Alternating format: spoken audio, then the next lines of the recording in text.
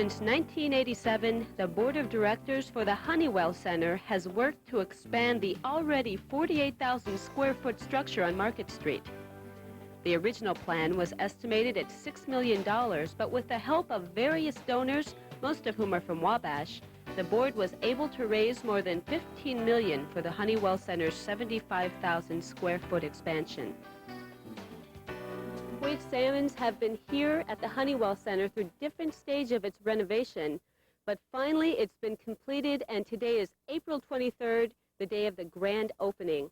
I'm here with Don Knapp, who is the Executive Director of the Honeywell Foundation, and what we want to talk about is some of the challenges that you have gone through to get this day to become a reality. Talk to me a little bit about that. Well, first of all, the biggest challenge is raising $15 million, but we had a lot of help and some what's called in the fundraising business lead gifts, major gifts, several over $1 million, and so that really made it possible, the fundraising. But it's taken so many people, so many designers, so many contractors, so many. We've got a volunteer board that devotes hours, hundreds of hours to this kind of work, local board. So it just takes a lot of people to put something like this together. But it couldn't have started without Hank Leander, who was with Ford Meter Box Company, who really led a group that raised most of the money for this project. It's called Ford Theater, and that's the jewel of the addition. And he's the man without whom this project would never have gotten off the ground. Well, I'm sure everyone here in Wabash owes a lot of thanks to him, as well as to the people who made other parts, the Garvers, John Soderberg with the sculpture. There's a lot of beautiful elements that make up the Honeywell Center now. That's right. Leewell Carpenter donated $1 million to the foundation, and we named, the board named the plaza, Carpenter Plaza. We've named, the board has named the restaurant Eugenia's after Eugenia Honeywell, Mrs. Mark Honeywell, who also donated $1 million to the Honeywell Foundation. She was a former concert pianist and really an elegant lady and a wonderful hostess, and so it's really fitting to have a beautiful restaurant named Eugenia's. Exactly. And so actually the whole Honeywell Center is a history of Wabash in itself, isn't it? It is in many ways, because it reflects all the people who participated in it in one way or another. In addition, there's an exhibit upstairs about the life and work of the Honeywells that's really interesting. We're going to build upon that. And there's a marvelous museum quality exhibit that'll be a permanent display here called the Olivet. It's really a replica of a part of Mr. Honeywell's 80-foot yacht from Florida, and it's something that everybody can see and use. And Mark Honeywell's in a mural with his hands on his hips, looking down over the addition. Right. Now, the Olivet Room, is that open to the public? It's open to the public, right? Because I went inside there, and I mean, I have to say it was like entering another world. That's with the right. beautiful music going on, and it was gorgeous. Yeah, dimmer light system and so on. So the beauty of this building is it's not a private club. Mm-hmm. It's open to the public, and everybody can use it every day for lunch or dinner, or come to watch an exhibit or a show. And they have meetings here year in and year out.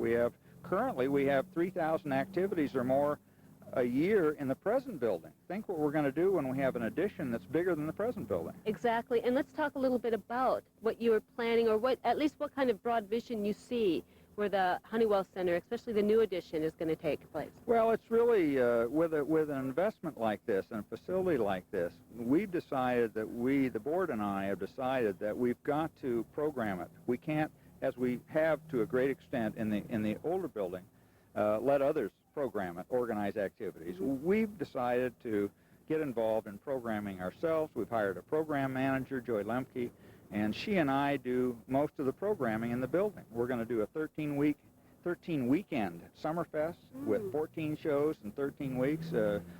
Stars like Louise Mandrell and Bobby Rydell from the 60s, and Henry Lee Summer, the rocker from Indianapolis.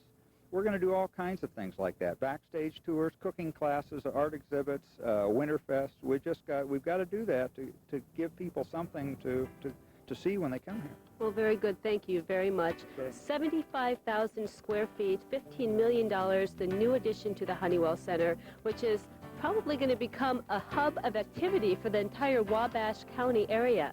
So be sure and stop by. It's the miracle of Market Street.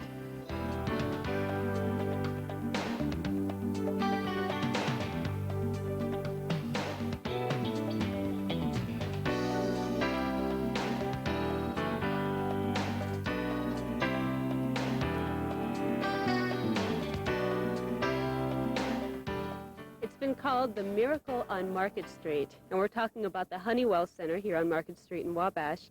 And I'm here with the chief miracle worker, chief designer, project designer, Fred Gore, who has been with Griner Incorporated for 15 years, and he's the chief designer for this 75,000 square foot addition.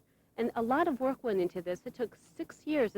That's not a normal time to work on a project like this size, is it? No, we had started back in 1988 with Don Knapp and his board working out some solutions to adding to the existing facility here. And we spent a number of months doing schematic designs, some early sketches of how we could add on to this gorgeous old facility. And then after a certain point, they took those plans and drawings and went out to do a fund drive. So there was a gap there of almost 2 years while they were involved in fundraising.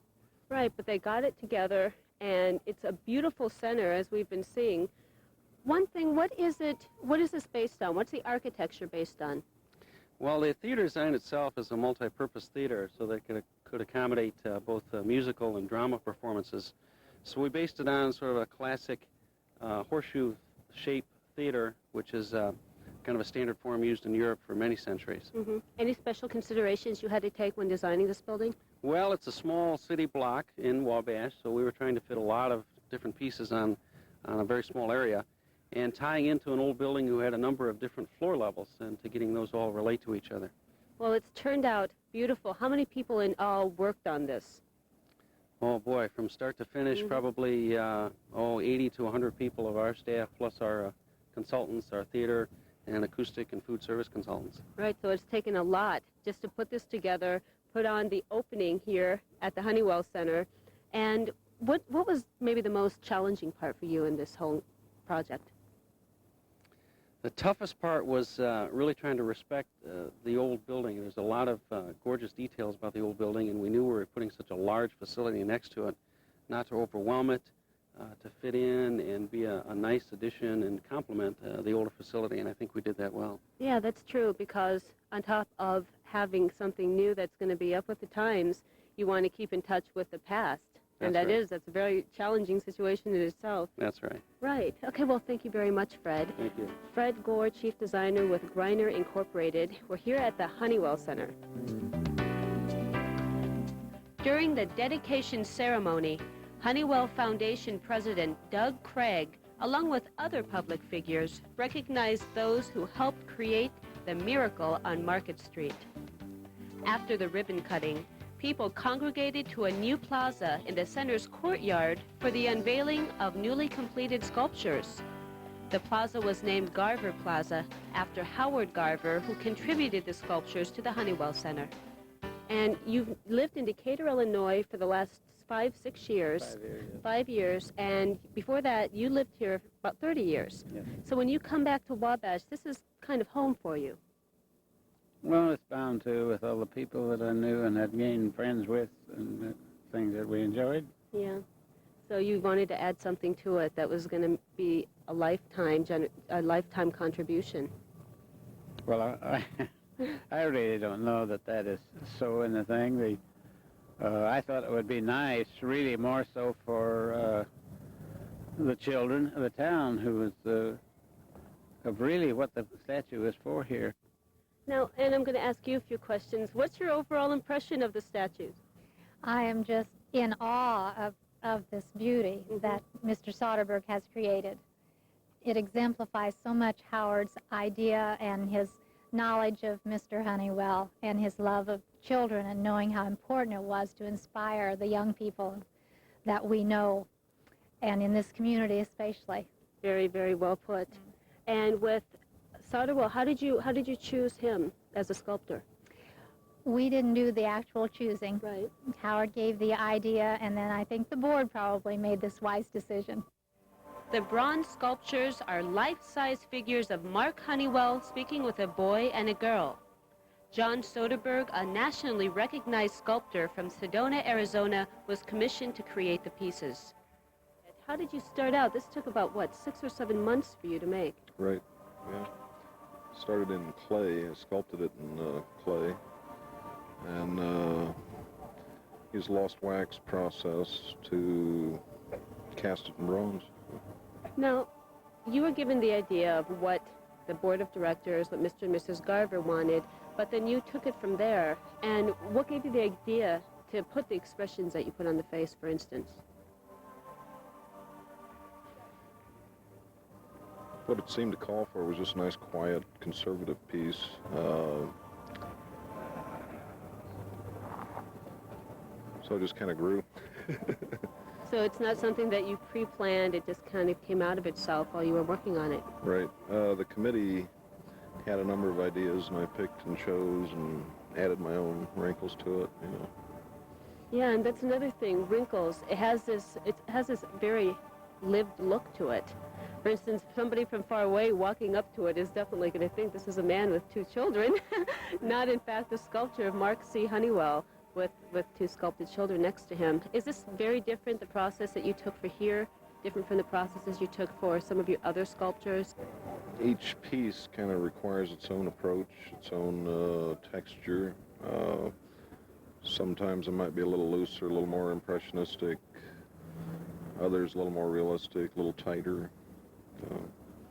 So it's just, you're giving the directions, and from there you can take brain with your creativity. Yeah, I'm somewhat like a conductor in an orchestra. You know, I'm using a lot of different elements, different input from here, and, you know, I always need to put in my own interpretation. Where do you draw inspiration from? Just everything around you? Yeah. I think Yeah. it was dropped on my head when I was a kid. So I got But when you're putting together a sculpture, do you take in elements from just what's around you and put it into something that's going to go into the sculpture? Yeah. What we call the imagination is like a muscle. The more you use it, the better it works. I went around the world a lot when I was a kid and saw a lot of good work in Rome and Japan, China, you know, so there's a lot of influences to draw from.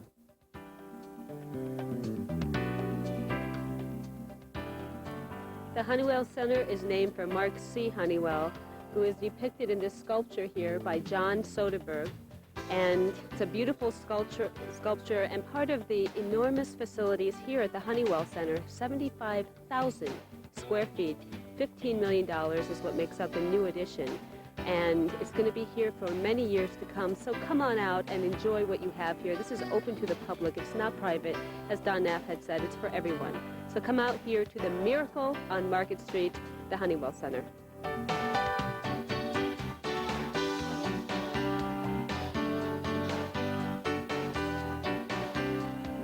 Miami County State Recreation Area is where we have spent most of our day. Mrs. Sinawa Dam, what'd you think of that? It's a great place. There's 18,000 acres where you can enjoy boating, fishing, hunting, relaxing, just getting away from it all right here, and it's very clean.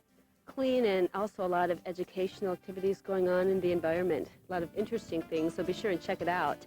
And be sure and check out next week where we're going to be putting on a simulated wreck for you to observe. Wow, really? Yes. SAD, MAD, Students Against Drunk Driving, Mothers Against Drunk Driving are working on this together, as well as we're going to talk to a judge. We're going to be talking to EMS, which EMS week is coming up. All that stuff next week. Can't wait to see it. Yes, definitely. So stay tuned here on Peru and Wabash. We'll be back next time.